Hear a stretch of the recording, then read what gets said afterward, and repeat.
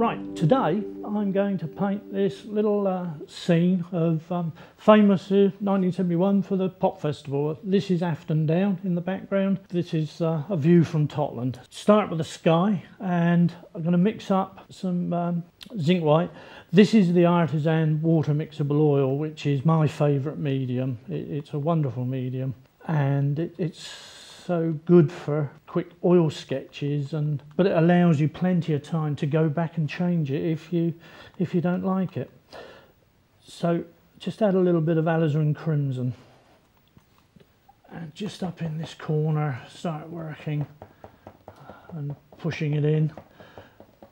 The canvas board that I'm working on, I did a bare minimum of drawing, put a few pencil lines in just to get things where I wanted them. And then this is a raw sienna acrylic wash that I've put over, and there's three reasons for doing that really. One is that it seals the pencil lines down so that the graphite doesn't come up in your pale colours, and secondly it takes the glare of the white canvas, which can be quite important when you're working outdoors. If you get the sun reflecting off a white board, it can be very difficult to judge colours against, and also it can give you headaches and just make you feel sick sometimes, like snow blindness. So it's a good thing to kill off the canvas, and it doesn't have to be raw sienna, it can be any colour. I'll say if you're in any doubt, you're not too sure, any earth colour works well, so raw umber, raw sienna, yellow ochre, burnt sienna, they'll all work well as a method of knocking back the white of the canvas. So I'm going to now pick up some more zinc white, and this time I'm going to use a bit of cerulean blue to get a transition between the cobalt blue that I've already started using and this. And you see the way the two blues, this one's got a little bit of alizarin crimson to make it go very slightly purpley, but this is just cerulean blue and white, and you can see the difference in the two colours. And the beauty of oils is working wet in wet, to be able to just blend those colours together where they meet, or where you want them to meet, and it's a lovely way of getting the subtle changes in colour. So picking up some more palette knife, scrape it up. I've got a nice little pile there to pick up quite a bit, and then if you really soften your touch when you're blending together like this, if you're very soft, just tickle the paint, it gives you a very subtle soft blend. If you want to make a major difference, then you can just really put it on, as if I do it with some pure white, you can see how you get that hard line. So this is going to be much lighter down here, blending the two together, pull it across, get back to some of that cerulean blue mix, pull that across. Everybody has different ways of actually sort of putting the paint on, but I sort of work quite randomly. I don't use the same direction stroke. You can do if you like. If you look at Van Gogh's paintings and the Impressionist paintings, especially Monet's, you see a lot of the brushwork is unidirectional, just brush strokes going in the same direction. My method of working, I'm a bit more sort of random. So I want this lighter, much lighter down here. It's sort of quite a glow almost. I want to get this down to the line of the land. So I'm going to put my glasses on so I can see my pencil lines and pull this down to the line all the way along for the moment, just so that I get it established. So just make sure that's all covered in, and then we can blend off any bits we've missed. It's important, even on a small painting like this, to stand back and have a look and see what's going on.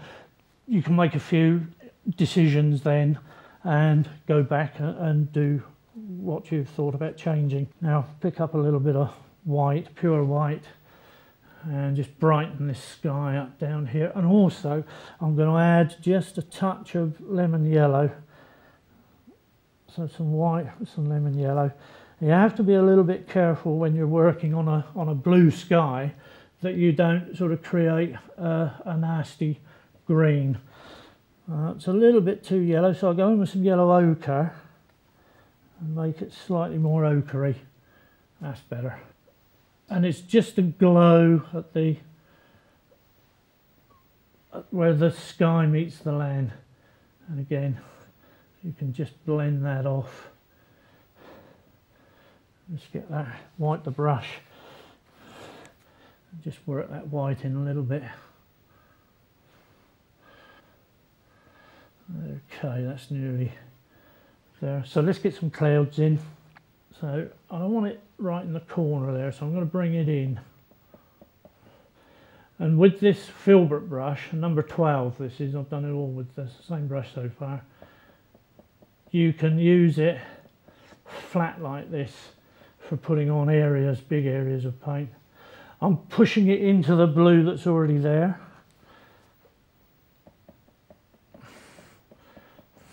So let's speed this up a bit. So using the round part of the brush, you pick up the paint, and then where you want the top of the cloud to come, you can put it and pull it in. And then pull the paint into the cloud.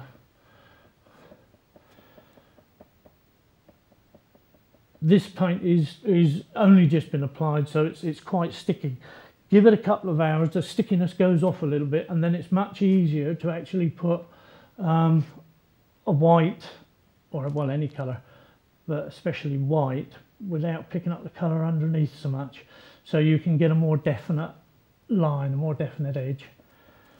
So pull that down, pull this down, and then we want some, let's have a couple of little clouds. So again, using the top of the brush to create the shape of the cloud.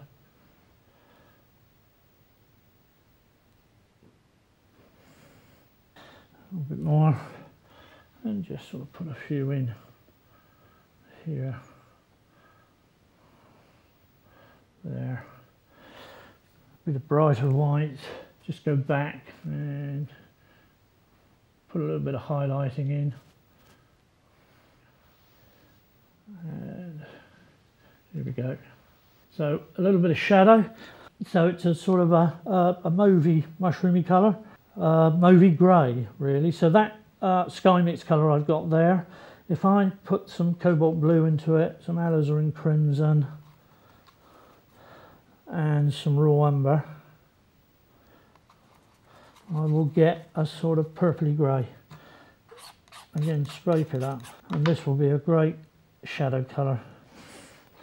So at this sort of stage you want to be looking at where the light direction's coming from and put the shadow colour on your clouds.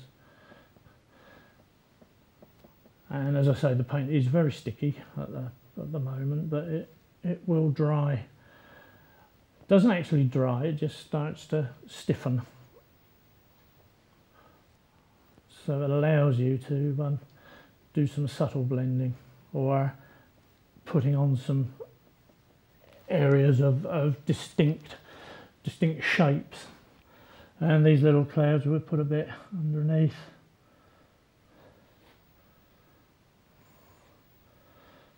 And so if I go with a clean brush, and now I can just pull that, make a more gradual transition between the shadow, well, where you want to, and the body of the cloud. Same brush, I've just decided to put a little bit more cloud just here, just to lead into it a bit from the corner that way. So a bit of white, bit of shadow colour, and then just blend the two together with a pale whiter colour. There we go. I think it just needs a little bit of cloud in the bottom right hand, just where this one is in the photograph. So I'm just sort of using again the side of the filbert. This is a number 2 filbert, and just sort of putting the sky, the cloud in the sky there. It's going to break up the top edge a bit, so I'm just going to use the round tip of the brush to create a little bit of shape in it there. This yellowing of the sky just above the horizon there is a little bit definite, so I'm just going to use that same white in the brush and just soften that to want it more of a glow rather than a nuclear disaster.